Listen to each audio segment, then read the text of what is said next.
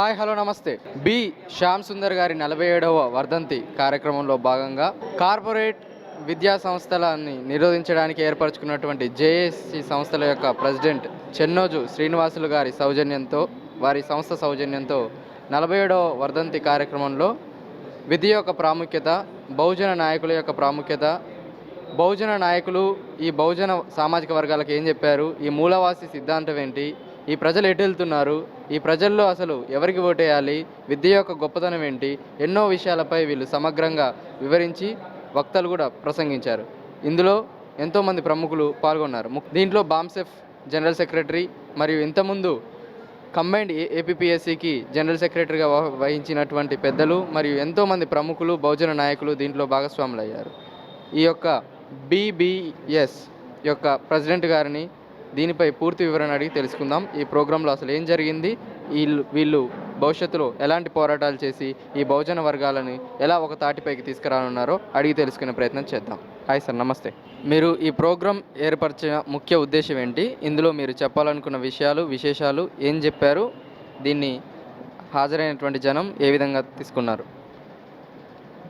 రాష్ట్రం నలుమూలల నుండి ముఖ్యమైనటువంటి కార్యకర్తలు, ఎస్సీ ఎస్టీ బీసీ మైనారిటీ వర్గాల ప్రతినిధులు ఈ సదస్సులో హాజరు కావడం జరిగింది. ఈ సదస్సు యొక్క ముఖ్య ఉద్దేశం ఏంటంటే, భారతీయ భీమసేన ఏర్పాటు చేసినటువంటి బత్తుల శ్యామ్ సుందర్ గారి యొక్క ఆశయాన్ని, లక్ష్యాన్ని తిరిగి పునరుద్ధరించాలని. గత 22 సంవత్సరాలుగా ఈ సంస్థ పూర్తిగా పక్కకుండిపోవడం జరిగింది. దానికి ప్రధాన కారణం ఏమిటంటే, ఆ రోజున నాయకత్వం వహించినటువంటి నాయకులు సరైన పద్ధతిలో వీటిని ముందుకు తీసుకుపోలేని కారణంగా ఆ సంస్థ ఈ రోజున పక్కకు పోవడం జరిగింది. దాన్ని తిరిగి పునరుద్ధరించాలి అనే లక్ష్యంతో మేము ఈ రోజున నాయకత్వం తీసుకోవడం జరిగింది. అయితే ప్రధానమైన అంశం ఏమిటంటే, భారతదేశంలో ప్రాథమిక హక్కుల్లో ప్రధానమైనటువంటి అంశం నిర్బంధ విద్య, ఆరోగ్యం. ఈ నిర్బంధ విద్య, ఆరోగ్యం అనే అంశాన్ని ఈ రోజున దేశ పాలకులందరూ కూడా వాటిని పూర్తిగా పక్కకు పెట్టేస్తూ ఉన్నారు. పక్కకు పెట్టడానికి ప్రధాన కారణం ఏమిటంటే, ఇవాళ ఈ ప్రజల గురించి ఓటు కోసం మాత్రమే వాడుకుంటున్నారు తప్ప వాళ్ళ యొక్క జీవన ప్రమాణాలకు సంబంధించిన అంశాలు ఎవరు కూడా పట్టించుకునే పరిస్థితి కనిపించట్లేదు. దీనికి ప్రధాన కారణం ఏమిటి? ఈ రాష్ట్రంలో ఏం చేస్తే బాగుంటుంది? ఈ విద్యను ప్రభుత్వాలు పట్టించుకోవడం లేదు, కార్పొరేట్ వ్యవస్థ అనేది కొనసాగుతుందంట. మరి విద్యా వ్యవస్థ పటిష్టంగా మార్చడానికి ఏం చేస్తే బాగుంటుంది? విద్యా వ్యవస్థను పటిష్టంగా మార్చాలి అనుకున్నప్పుడు రాజ్యాంగంలో ద్వారా ఎన్నిక కాబడినటువంటి ప్రజాప్రతినిధులు వారి యొక్క బాధ్యతలను విస్మరించిన కారణంగా విద్యను ప్రైవేట్ పరం, కార్పొరేట్ వ్యవస్థకు దిగజారిపోతూ ఉంది. ఇవాళ ఆ అంశాన్ని ప్రజాప్రతినిధులుగా వాళ్ళు చేయలేని పరిస్థితి ఉన్నది. కాబట్టి మరి ఈ దోపిడీ అనేది మీరు అంటున్నటువంటి ఈ కార్పొరేట్ వ్యవస్థల, ఈ కార్పొరేట్ స్కూళ్ళ యొక్క ఈ వ్యవహారం అనేది స్వతంత్రం వచ్చినప్పటి నుంచి జరుగుతుంది కదా, దీంట్లో ఏం మార్పు లేదు కదా. ఇప్పుడే ఈ ప్రోగ్రామ్ని మీరు తీసుకోవడానికి గల, ఈ పోరాటానికి పూనుకోవడానికి గల కారణాలు ఏంటి? స్వాతంత్ర్యం వచ్చిన నాడు మాకు అక్షరజ్ఞానం లేదు, స్వాతంత్రం రాకముందు మాకు అక్షరజ్ఞానం లేదు. వచ్చిన తర్వాత నిర్బంధ విద్యా చట్టం వచ్చింది. ఆ చట్టాన్ని అమలుపరచాలి కదా. ఆ చట్టాన్ని అమలుపరచడానికి పార్లమెంట్లో, అసెంబ్లీలో ఉన్నటువంటి ప్రజాప్రతినిధులు అని పేరుతో వచ్చినటువంటి ఎస్సీ ఎస్టీ బీసీ ప్రజాప్రతినిధులు ఎవరైతే ఉన్నారో వారెవరు కూడా దీని గురించి పట్టించుకోవడం లేదు. కాబట్టి ప్రజలే దానికి చైతన్యమై వాళ్ళ యొక్క ఆలోచన విధానాన్ని భాగస్వాములు చేసుకొని ఈ రాష్ట్రంలో ఏదైతే ఎలక్షన్స్ రాబోతున్నాయో, ఏదైతే ప్రజాప్రతినిధులు ఎన్నుకోబోతున్నారో, ఆ ఎన్నుకునేటువంటి వ్యక్తులు ఎవరైతే ఉన్నారో ఈ సిద్ధాంతాలకు అనుగుణంగా, ఈ ఆచరణకు యోగ్యంగా అనుగుణంగా ఉండేటువంటి విధానమైనటువంటి వ్యక్తులు మాత్రమే గెలిపిస్తే తప్ప పార్లమెంట్లో, అసెంబ్లీలో ఈ హక్కులు నిలబడడానికి అవకాశం లేకుండా పోతుంది. ఎందుకంటే ఇవాళ కేంద్ర ప్రభుత్వం పూర్తిగా విద్యా విధానాన్ని మొత్తం మార్చేసి హిందూ వ్యవస్థను తీసుకొచ్చి భారతాన్ని, రామాయణాన్ని చెప్పేటువంటి ప్రయత్నం చేసే కుట్ర జరుగుతూ ఉంది. ఇది చాలా పెద్ద కుట్ర. సైన్స్ ఉండదు, జ్ఞానం ఉండదు, మనిషికి కావాల్సిన ఆర్థిక అసమానతలకు సంబంధించిన అంశాలు ఎక్కడ కూడా మనకు కనిపించకుండా నాశనం చేసేటువంటి దుర్మార్గమైన ప్లాన్ జరుగుతూ ఉంది. దీన్ని మేము ఖచ్చితంగా భీమసేన తరఫున, భారత భీమసేన తరఫున ఖచ్చితంగా మేము ప్రజల్లో దీన్ని చైతన్యపరుస్తాం. ప్రజాప్రతినిధులు వచ్చేటువంటి వాళ్ళని గెలిపించుకునే వాళ్ళని కూడా ఆ నేపథ్యం, ఆలోచన విధానం కలిగిన వ్యక్తులు మాత్రమే ఈ రోజున ఆ ప్రజాప్రతినిధులకు ఎంపిక చేయాలని చెప్పి కూడా ప్రజల్లోకి మీ ఆ వాదన తీసుకుపోవడానికి ప్రయత్నం చేస్తాం. ప్రాథమిక హక్కు అయినటువంటి విద్యా విషయంలో ఉన్నటువంటి చట్టాలు వర్తించట్లేదా? ఆ చట్టాలు అమల్లో లేవా? ఇప్పుడు చట్టాలు అమలు లేకనే కదా, చట్టాలు అమలు జరగకపోని కారణంగానే ఇవాళ మేము నిర్బంధ విద్యా చట్టాన్ని పూర్తిగా పక్కన పెట్టేసి కార్పొరేటు మరి ప్రైవేట్ విద్యా విధానాలన్నీ కూడా ముందుకు వస్తున్నాయి. అవి నిర్వహించాల్సిన బాధ్యత గెలిచినటువంటి ప్రజాప్రతినిధి వాళ్ళు విస్మరించారు. కాబట్టి అలాంటి వ్యక్తులు కాకుండా చైతన్యపూరితమైనటువంటి వాళ్ళు, దీని మీద సరి అయినట్టు అవగాహన కలిగిన వ్యక్తుల్ని పార్లమెంట్లోకి, అసెంబ్లీలోకి పంపించేటువంటి శక్తులుగా తయారు చేయాల్సిన అవసరం ఉంది. అది మాకు బత్తుల శ్యామ్ సుందర్ గారు ఇచ్చినటువంటి చైతన్యంతో మేము ముందుకు తీసుకుపోవడానికి ఎస్సీ ఎస్టీ బీసీ మైనారిటీ వర్గాల వాళ్ళని కలుపుకొని ఈ యుద్ధంలో భాగస్వాములు చేసే ప్రయత్నాలు మేము చేస్తాం. ప్రైవేట్ కార్పొరేట్ విద్యా నియంత్రణ జేఏసీ ప్రెసిడెంట్ శ్రీనివాసులు గారిని అడిగి మరిన్ని విషయాలు తెలుసుకుందాం. నమస్తే సార్. మీరు ఈ పేద ప్రజలకి, ఈ మూలవాసీలకి, ఈ బహుజనులకి, ఎస్సీ ఎస్టీ బీసీ సోకాళ్ళు మీరు ఎవరి కోసం అయితే కొట్లాడుతున్నారో వాళ్ళకి ఎలాంటి విద్య కావాలని మీరు కోరుకుంటున్నారు? ముఖ్యంగా ఈరోజు బి శ్యామ్ సుందర్ గారి 47వ వర్ధంతి సభ పురస్కరించుకొని doctor Babasaheb Ambedkar ideology mission corporate విద్యా నియంత్రణ చేసే సంయుక్త ఆధ్వర్యంలో ఈ సమావేశం ఏర్పాటు చేయడం జరిగింది. ఈ సమావేశంలో ముఖ్య అంశం విద్యపై చర్చ అని ఒక అంశాన్ని తీసుకున్నాం. 75 సంవత్సరాలుగా కార్పొరేట్ ప్రైవేట్ కబంధాస్తాల్లో నలిగిపోతున్నటువంటి విద్య మహనీయులైన మహానుభావులు చెప్పినటువంటి మహాత్మా జ్యోతిరావు పూలే చెప్పినటువంటి మనిషిని మహోన్నతిగా తీర్చిదిద్దేది విద్య ఒక్కటే. ప్రొఫెసర్ జయశంకర్ సార్ కూడా తెలంగాణ ఉద్యమంలో పలుసార్లు చెప్పిన విషయాలు మనం గుర్తు చేసుకున్నట్టయితే సమాజంలో వివిధ రంగాల్లో అభివృద్ధి అంటే సమాజంలో అభివృద్ధి పరుస్తూ అభివృద్ధి అయిన సమాజాన్ని ప్రాతినిధ్యం వహిస్తూ అంటే ఆయన వెనుకబడిన ప్రాంతాలకు విద్య ఒక చోదక శక్తిగా ఉపయోగపడుతుందని గాఢంగా విశ్వసించిండు. ఈరోజు మేము ఈ విద్యపై చర్చించడం జరిగింది. 75 సంవత్సరాల నుండి ఈ దేశ పాలకులు కాంగ్రెస్, బీజేపీ, టీఆర్ఎస్ ఎవరైతే పరిపాలించారో వాళ్ళు ఎడ్యుకేషన్ని అభివృద్ధి చెందలేదు. ఈ దేశంలో పేదరికం వల్ల విద్య అందుబాటులో లేదనేది వాస్తవం. ఇప్పుడు ఈ ఉన్న రోజుల్లో అంటే ఈ ప్రస్తుత రోజుల్లో ప్రభుత్వం కూడా ఒక నూతన కార్యక్రమాన్ని తీసుకొచ్చింది. అదేంటిదంటే మన ఊరు మనబడి అనేటువంటి కార్యక్రమాన్ని, దీన్ని ఎలా చూడాలంటారు? ఇప్పుడు పేదరికంతో ఎక్కడ విద్య దూరం అయితే లేరు ప్రజలు. ఇప్పుడు ఏంటంటే విద్య యొక్క ప్రాముఖ్యతని తల్లిదండ్రులు గ్రహించి అప్పు సప్పు చేసి పుస్తమెటలు అమ్మి కూడా ఉన్న ల్యాండ్ అమ్మి, బర్రెలు అమ్మి, గొర్రెలు అమ్మి పిల్లల్ని క్వాలిటీ ఎడ్యుకేషన్ గవర్నమెంట్ పాఠశాలలో క్వాలిటీ ఎడ్యుకేషన్ నమ్మకం లేక ప్రైవేట్ ఎడ్యుకేషన్ ఇన్స్టిట్యూషన్కి నమ్మితే అక్కడ అధికారుల పర్యవేక్షణ, కార్పొరేట్ ప్రైవేట్ విద్యా దోపిడీ వ్యాపారాల వల్ల వీళ్ళ డబ్బు వృధా అవుతుంది కానీ వాళ్ళకు క్వాలిటీ ఎడ్యుకేషన్ అనేది అంత లేదు. మేము విద్యకు ప్రత్యామ్నాయం ఒకటే ఏం చెప్తా ఉన్నామంటే ఈ 75 సంవత్సరాల పాలకులు ఈ విద్యని అభివృద్ధి చేయరు, సాధారణ ప్రజలకు అందించరు. ఒక ప్రత్యామ్నాయంగా ఈ దోపిడీ కులాల, దోపిడీ వర్ణాల, దోపిడీ వర్గాల పాలనకు ప్రత్యామ్నాయంగా ఒక శక్తిగా తయారై ఈ విద్యను సాధించుకోవాలని చెప్పేసి దానికి ఒక మూమెంట్ చేయాలని చెప్పేసి మేము ఇది చేస్తాము. దోపిడీ వర్గాలు, దోపిడీ పాలన అంటున్నారు, వాళ్ళకు ఓట్లు వేస్తున్నారు కాబట్టి ఇలా ఉంటుంది అంటున్నారు. మరి వచ్చే ఎన్నికల్లో మీరు ఎవరిని ఎన్నుకోబోతున్నారు? ఎవరికి ఓటు వేయబోతున్నారు? ఏ పార్టీకి మద్దతు ఇవ్వబోతున్నారు? అదే ఇప్పటి వరకు మనం చేస్తున్న పని అంటే ఒక దేశంలో ఒక అవినీతి పరుని, అవకాశవాదిని గద్దెదించి మరో అవకాశవాదిని, అవినీతి పరుని గద్దెలు ఎక్కిస్తున్నాము. ఇది ప్రత్యామ్నాయం కాదు. మనకు ప్రత్యామ్నాయంగా అంటే ఇప్పుడు చాలామంది ఇప్పుడు చెప్పారు మనం గొంగట్లో తినుకుంటే బొత్సరిక తిన్నట్టు అని. ఐక్యత లేక, డబ్బు లేక రాజ్యాధికారం వస్తలేదు. ఐక్యత ఉంది, డబ్బు ఉంది మన దగ్గర. ఎక్కడ ఒక మంచి త్యాగంతో, ఒక నైతిక విలువలతోటి, ఒక పట్టుదలతోటి, ఒక సంకల్పంతో పనిచేసే నాయకుడు ఇప్పటి వరకు మన బహుజన వర్గాల్లో ముందు రాలేదు. అది ఈ మధ్యకాలంలో ఒక 2-3 ముందుకు వస్తూ ఉన్నారు. వారిలో ఏది బెస్ట్ ఆప్షన్ అనుకొని వాళ్ళ నాయకత్వాన్ని బలపరచవలసిన అవసరం ఉంది. ఈ మధ్య కాలంలో వచ్చినటువంటి ఆ నాయకులు ఎవరు? నాయకులు అంటే మన 7200 తీన్మార్ మల్లన్న ఈ విద్య, వైద్యం, సత్వర న్యాయంపై ఒక స్పష్టత ఇచ్చిండు. ఆయన విద్య ఎట్లా ఉండాలా, ఆయన ప్రైవేట్ విద్య రద్దు కావాలా, చదువులో సమానత్వం కావాలా, సామాన్యుడు సంపన్నుడు ఒకే చోట చదివే విద్యా మీరు అంటున్నటువంటి ఆ తీన్మార్ మల్లన్న మీరు సపోర్ట్ చేస్తున్నారు, విద్య పట్ల ఆయన చాలా క్లారిటీగా ఉన్నారు అంటున్నారు. మీరు అపోజ్ చేసేటువంటి బీజేపీలో పోయాడు, మరి దీన్ని ఎలా చూస్తారు? బీజేపీ నుంచి బయటికి రావడం జరిగింది కొన్ని పరిస్థితుల వల్ల. ఆయన మామూలుగా ఒక జర్నలిస్ట్గా తన జీవితాన్ని మొదలుపెట్టి ఆయన నిరంతర శ్రమతోటి ఒక నియోజకవర్గానికి పోటీ చేసి గెలుపు అంచుములోకి వచ్చి తర్వాత ఒక పార్టీ పెట్టాలనే ఒక నిర్ణయానికి రావడం జరిగింది. ఆయన మీద ఒక నియంత పాలకులపై పోరాటం చేస్తున్న అతని మీద అనేక నిర్బంధాలు తట్టుకోవడానికి కొన్ని పార్టీలు మారి కూడా ఆయన ఒక స్పష్టతతోటి బయటికి రావడం జరిగింది.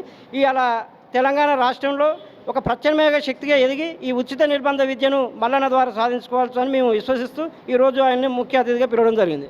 ఒకవేళ మల్లన్న కనుక బీజేపీ నుంచి బయటికి రాకపోతే మీరు మల్లన్నను సపోర్ట్ చేస్తారా? మల్లన్న బీజేపీకి వెళ్ళి బయటకు వచ్చిండు కదా. రాలేదు కదా, ఆఫీస్కి పోను అన్నాడు, కాకపోతే పార్టీ నుంచి బయటికి రాలేదు. వచ్చిండు, ఆయనకు ఒక స్పష్టత ఉంది. ఆయన ఎవరికి మద్దతు ఇచ్చే పరిస్థితి లేదు. ఆయన ఎవరన్నా లాస్ట్ మూమెంట్లో ఆయనకి మెజార్టీ తక్కువ ఉంటే ఒకరి మద్దతు తీసుకుంటాడు మల్లన్న, కానీ మల్లన్న మద్దతు ఎవరికి ఇయ్యడు. మల్లన్న మద్దతు ఎట్టి పరిస్థితుల్లో ఎవరికి ఇవ్వడు, ఎవరితో కూడా కలిసి పనిచేయడు.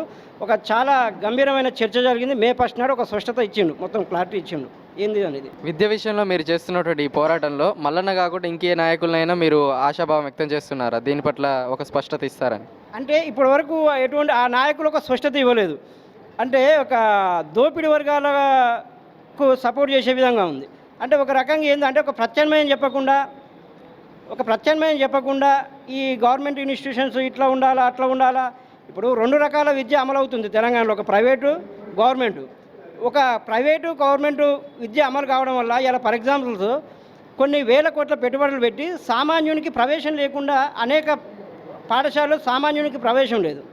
ఇటు గవర్నమెంట్ స్కూల్స్ కుట్రపూరితంగా నిధుల నియామకాలు రద్దు చేసి మీరు అంటున్నటువంటి ఈ విద్య విషయంలో ఎంతో ప్రామాణికంగా పనిచేసి ఎన్నో ఉన్నత ర్యాంకులు తెప్పించి ఎంతగానో కృషి చేసి గురుకులాలని ఒక ఉన్నత స్థాయిలో నిలబెట్టినటువంటి ఆర్ఎస్ ప్రవీణ్ కుమార్ గారు ఈ మధ్యన బీఎస్పీలో చేరారు. వారికి సపోర్ట్ ఇచ్చే అవకాశాలు ఏమైనా ఉన్నాయా? వారికి వరకు ఒక విద్య పైన ఒక సపోర్ట్ చేయలేదు. ఏంటంటే ఇప్పుడు మా పోరాటం అంతా ఒక ప్రత్యామ్నాయం వైపు ఉంటుంది. మాకు గురుకులాలు కావాలా, బెంచీలు కావాలా, సన్న బియ్యం కావాలా, అది కాదు. సామాన్యుడు సంపన్నుడు ఒకే చోట విద్యా విధానం రూపొందించాలి. మాకు చదువులో సమానత్వం కావాలా. ముఖ్యమంత్రి మనోడు శ్రమజీవుల బిడ్డలు ఒకే పాఠశాలలో చదవాలా. గ్రామీణ ప్రాంతాల్లో ఉన్నటువంటి బడుల్లో ఆ మంత్రుల బిడ్డలు చదివే సౌలతులు ఉండాలా. ఈ స్పష్టతతోటి వస్తే ఎవరికైనా మద్దతు ఇస్తాం. आज बी श्याम सुंदर साहब का 47वां स्मृति दिन है। उस स्मृति दिन को तेलंगाना के हमारे भारतीय भीमसेना के साथी आज कार्यक्रम आयोजित किया है। इसलिए मैं पूरे मूल भारतीय समाज को बी श्याम सुंदर के 47वें स्मृति दिन का श्रद्धा सुमन अर्पित करते हुए मैं तेलंगाना के सभी साथियों को अभिनंदन करना चाहता हूं, ताकि वो इस कार्यक्रम के माध्यम से बी श्याम सुंदर जी के विचारधारा को, उनके जो आइडियोलॉजी था वो भारत के सामने लाने का कोशिश इस कार्यक्रम के माध्यम से किया है। बी श्याम सुंदर साहब बाबा साहब जाने के बाद वो पहला वो नेता थे कि बाबा साहब के मूवमेंट को पूरे भारत देश के अंदर लेकर गए हैं। वो पहले उनका कार्यक्षेत्र हैदराबाद रहा, लेकिन बाबा साहब जाने के बाद और हैदराबाद भारत के अंदर विलीन होने के बाद पूरे हैदराबाद का मूवमेंट जो है नेशनल लेवल पर बी श्याम सुंदर साहब ने लेकर गए। लेकिन दुश्मनों ने इस मूवमेंट को, बी श्याम सुंदर जी के मूवमेंट को, उनके आइडियोलॉजी को सेकेंड जनरेशन के सामने आने के लिए नहीं दिया। इसकी खबरदारी दुश्मनों ने ली। लेकिन कुछ बुद्धिजीवी साथियों ने इस मूवमेंट को, बी श्याम सुंदर के विचारधारा को फिर से पुनर्जीवित करने का काम किया। तो आज बी श्याम सुंदर जी के विचारधारा भारत के नए जनरेशन के लिए आवश्यक है। इसीलिए ये कार्यक्रम आयोजित किया है। इसी तरह पूरे भारत देश के अंदर कार्यक्रम आयोजित करके बी श्याम सुंदर जी का विचारधारा को प्रचार प्रसार करने का काम किया है। इसीलिए आपके टीवी के माध्यम से मैंने मूल भारतीय समाज में जितने भी सोशल ऑर्गेनाइजेशन है या पॉलिटिकल मूल भारतीय समाज के ऑर्गेनाइजेशन है, उनसे विनती करता हूं कि भारतीय भीमसेना को नेशनल एजुटेशन विंग के तौर पर वो जहां पर भी हो वहाँ से वो भारतीय भीमसेना को मदद करे और इस विचारधारा को आगे बढ़ाने का काम करे। How these celebrations were made in the nationwide? ये आज भारत देश के अंदर पूरे हमारे भारतीय भीमसेना को आज पुनर्स्थापित करके 1 साल हुआ है। पूरे भारत के मिनिमम हमने राष्ट्रीय अधिवेशन कर्नाटक के बीदर के अंदर लिया था, तो उसमें 15 स्टेट के लोग भारतीय भीमसेना के कार्यकर्ता आए थे। तो आज कर्नाटक के अंदर 30 जिले में 20 जिले के अंदर भारतीय भीमसेना स्थापित हो चुकी है। तो हमारे भारतीय भीमसेना के राष्ट्रीय अध्यक्ष ताराराम मीना साहब हैं, वो पूरे भारत के अंदर घूम के भारतीय भीमसेना को पुनर्स्थापित करने का काम। హాయ్ సార్, నమస్తే. మీరు విద్య విషయంలో విద్యార్థులకు, మూలవాసి ప్రజలకు సూచించదలిచినటువంటి ఒక 2 సూచనలు చెప్పండి. మన దేశంలో, మన రాష్ట్రం లోపల ప్రైమరీ ఎడ్యుకేషన్ కావచ్చు, హైయర్ ఎడ్యుకేషన్ కావచ్చు, అన్నీ టోటల్గా కుంటిపడిపోతున్నటువంటి సందర్భం. ఎడ్యుకేషన్ అనేది ప్రాపర్గా లేదు. ఈ పేదవాడు ఎవరైతే గవర్నమెంట్ స్కూల్స్కి వస్తారో ఆ స్కూళ్ళు మొత్తము దౌర్భాగ్య స్థితిలో ఉన్నాయి. ప్రైవేట్ యూనివర్సిటీలు కేసీఆర్ గారు స్టార్ట్ చేసిండు ఆల్రెడీ. అంటే మోర్గా విద్యార్థులు ఎవరైతే క్వాలిటీ ఉన్నారో వాళ్ళు మంచి చదువున్నట్టు చదువుకోవాల్సిన విద్యార్థులు ప్రైవేట్ యూనివర్సిటీలో పోయి డబ్బులు కట్టి చదవలేరు.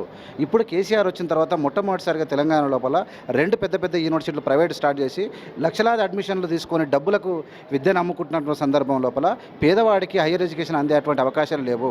ఇక్కడ ఉన్నటువంటి ఆల్ యూనివర్సిటీ, నువ్వు పాలమూరు యూనివర్సిటీ తీసుకున్నా, కాకతీయ తీసుకున్నా, మహాత్మా గాంధీ తీసుకున్నా, మన ఉస్మానియా తీసుకున్నా, అన్ని యూనివర్సిటీ లోపల ఫ్యాకల్టీ లేరు, వసతులు లేవు, ల్యాబులు లేవు. ఇలాంటి వ్యవస్థతోని పేద విద్యార్థులు ఏ విధంగా how can they survive, how can they sustain in like this education if you have in our country? Then give the suggestions to the government in a Our request, my request and demand, how our Shyam Sundar respected sir was thought on that the total education should be 1 unit. పేద పిల్లవాడు, కోటీశ్వరుని పిల్లగాడు తన area అనుకూలంగా తన ఉన్న విధంలో ఒకే లెవెల్లో చదివితే మాత్రమే భారతదేశం మొత్తం ఈక్వల్గా అయితే తప్ప అట్లా కాకుండా డబ్బులు ఉన్నోడు ఒకతాన, డబ్బులు లేనోడు ఇంకోదైతే మళ్ళీ స్టార్టింగ్ నుంచి ఎండింగ్ వరకు ఉన్న విధానమే కొనసాగి ఈ దేశం అనేక అవకతవకలకు, అసమానతలకు దారితీసే అవకాశాలు ఉంటుంది. ఇది చాలా చాలా ప్రమాదకరమైనది ఇది భారతదేశానికి. why you are not going to fight for that acts? Now we decided to fight against the education system. Our education system is totally collapsed in India and in Telangana also, because we are fighting for that. All the poor people are unable to pay the fees in private universities. There, after KCR came, he started the few private universities. The lakhs of rupees are there. Our poor people or poor students unable to pay the lakhs of rupees in the university. So the poor students can go to work and they will become the labor and slaveries. There is no doubt about it. Without having same education system, we cannot maintain our country equal. This is the dangerous situation is going on in India and in this Telangana also. So ఇది బత్తుల శ్యామ్ సుందర్ గారి 47వ వర్ధంతి కార్యక్రమంలోని విద్య విషయంలో విద్యా ప్రాముఖ్యత మరియు అనేక సామాజిక ప్రాముఖ్యతల మీద వక్తలు మాట్లాడినటువంటి విషయాలు. చూస్తూనే ఉండండి వ్యూ న్యూస్. Thank you.